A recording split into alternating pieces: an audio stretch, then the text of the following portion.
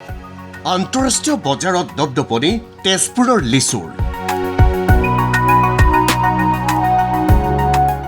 ডুবাইলৈ ৰপ্তানি বিভিন্ন প্ৰজাতিৰ 1 টন লিচু। বিলাতী, বোম্বাইয়া, ইলাচি চাহি প্ৰজাতিৰ লিচু বিচাৰি গ্ৰাহকৰ ভিৰ। প্ৰধানমন্ত্ৰী মোদী, প্ৰতিৰক্ষা মন্ত্ৰীৰ প্ৰশংসা তেজপুৰৰ সুস্বাদু আৰু মঙহা লিচুৰ।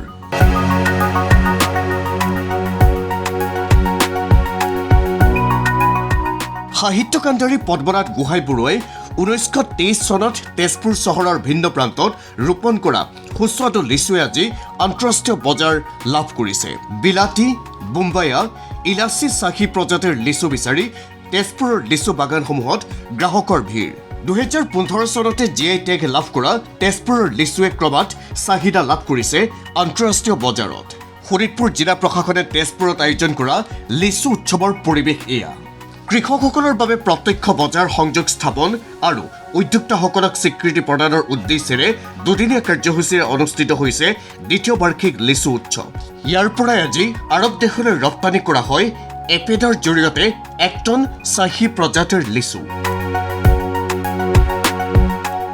ये लीची इधर में मोरलेस 1 टन लीची है, तो क्वालिटी आई थिंक वो ठीक ही है। हाँ, क्वालिटी अच्छा ही है, GI टैग भी है। तो I am very much hopeful जे इसको हम और क्वांटिटी पहले हम just now I am talking with my importer and see is the quality. तो उन्होंने बोला जे ठीक है हम लोग करेंगे। तो ये अभी जो सीज़न है और जितना दिन चलेगा इसको लेके फिर हम उसको यूरोप में भी भेजेंगे, लंदन भी भेजेंगे। জিলা আয়ুক্ত এপেডাৰ বিষয়া আৰু বিধায়ক পৃথ্বীৰাজ ৰাভাই ফ্লেগ অফ কৰে 1 টন লিচুৰ। বিধায়কগৰাকীয়ে তেজপুৰৰ লিচু খেতিৰ সম্প্ৰসাৰণৰ উদ্দেশ্যে ঘৰে ঘৰে লিচু শীৰ্ষক এক কাৰ্যসূচীৰো ঘোষণা কৰে, য'ত 10,000 পৰিয়ালে লাভ কৰিব দুটাকৈ উন্নত জাতৰ লিচু পুলি। যদি এবিঘা মাটিত যদি আমি 15টা লিচু গছ লগাওঁ তেনেহ'লে 20,000 পুলিয়ে 1400 বিঘা মাটি কাভাৰ কৰিব। 1400 বিঘা মাটিৰ এখন ডাঙৰ ফাৰ্ম হ'ব, স্বাৱলম্বনৰ এটা পথ মুকলি হ'ব। প্ৰতি ঘৰ মানুহৰ যি দুজোপা গছ দিম, সেই দুজোপা গছৰ অধিকাৰ মই নহওঁ, সেই দুজোপা গছৰ অধিকাৰ তেওঁলোকে হ'ব, ঘৰৰ মালিকেই হ'ব। আৰু ঘৰৰ মালিকৰ যিটো উৎপাদন হ'ব, সেই উৎপাদনৰ ধন সেই ঘৰৰ মালিকেই পাব, আৰু তাৰ উৎপাদিত সামগ্ৰীখিনিহে বজাৰত আহিব। উপাৰ্জনৰ উৎস সৃষ্টিৰ লগতে এই পদক্ষেপে উৎপাদন বৃদ্ধি কৰিব তেজপুৰৰ লিচুৰ। তেজপুৰৰ লিচুৱে এই বছৰ আমি ডুবাইলৈ পঠাব ওলাইছোঁ। এইটো আমাৰ তেজপুৰৰ মানুহৰ কাৰণে গৌৰৱ, অসমৰ মানে গৌৰৱ। এই লিচু গৈ যেতিয়া ডুবাই পাব, ডুবাইৰ মানুহে এই লিচু যে খাব, সোৱাদ পাব, মই আশা কৰিম ইয়াৰ পিছত আমাৰ বজাৰখন আৰু বাঢ়িব। আৰু বজাৰখন বাঢ়িবলৈ হ'লে আমাৰ উৎপাদন লাগিব। উৎপাদন কৰিবৰ কাৰণে আমি তাত স্কিম লৈছোঁ মই নিজৰ ফালৰ পৰা, আৰু মাননীয় আমাৰ শোণিতপুৰ জিলা আয়ুক্ত মহোদয় মূলত সহযোগ কৰিছে। আমি ঘৰে ঘৰে লিচু এই নামাকৰণে আমি এটা আঁচনি লৈছোঁ। আমি 10,000 পৰিয়াল সামৰি ল'ম। 10,000 পৰিয়ালৰ প্ৰতিটো পৰিয়ালৰ দুডালকৈ লিচু গছ দি মুঠতে আমি 20,000 লিচু পুলি আমি বিতৰণ কৰিবৰ কাৰণে ব্যৱস্থা কৰিছোঁ। লিচু মেলাত দেখা গ'ল বিভিন্ন প্ৰজাতিৰ লিচুৰ সমাহাৰ।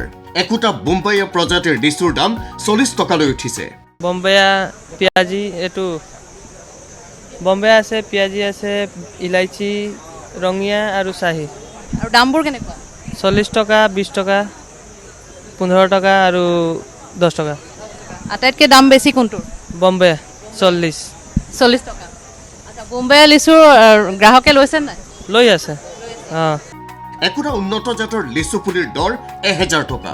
তেজপুৰৰ সুস্বাদু লিচুৰ সোৱাদ ল'বলৈ ভিন্ন প্ৰান্তৰ ক্ৰেতাইও ভিৰ কৰিছেহি লিচু উৎসৱত। পৰিৱেশটো ধুনীয়া পৰিৱেশ। আমাৰ এটা তেজপুৰৰ নাম আছে যে লিচু ঘৰ বুলি আমি ক'ব পাৰোঁ আৰু কি তেজপুৰক। আৰু ইয়াতে আহি চালোঁ যে ওই ৰঙিয়াৰ লিচু আহি আছে। কেনেকুৱা হয় ৰঙিয়াতে গৈ লিচু বাগান দেখা নাই। আমিতো তেজপুৰৰ সৰুৰে পৰা তেজপুৰৰ জন্মকৰ্ম। দেখি খুব ভাল লাগিছে, এনেকুৱাতো দেখাই নাই। মানে লিচুৰ যে ইমান ভেৰাইটিজ আছে দেখি মানে খুব ভাল লাগিছে। আৰু ইয়াত আহি টেষ্ট কৰিও চাইছোঁ, মানে ইমান সোৱাদ নহয়। মানুহে কৈ থকা শুনিছিলোঁ, কিন্তু এতিয়া যে খাই নিজে মানে গম পাইছোঁ সঁচাকৈ বৰ ধুনীয়া। আৰু তেজপুৰৰ পৰা সংগীতা দেৱীৰ ৰিপৰ্ট, ND24।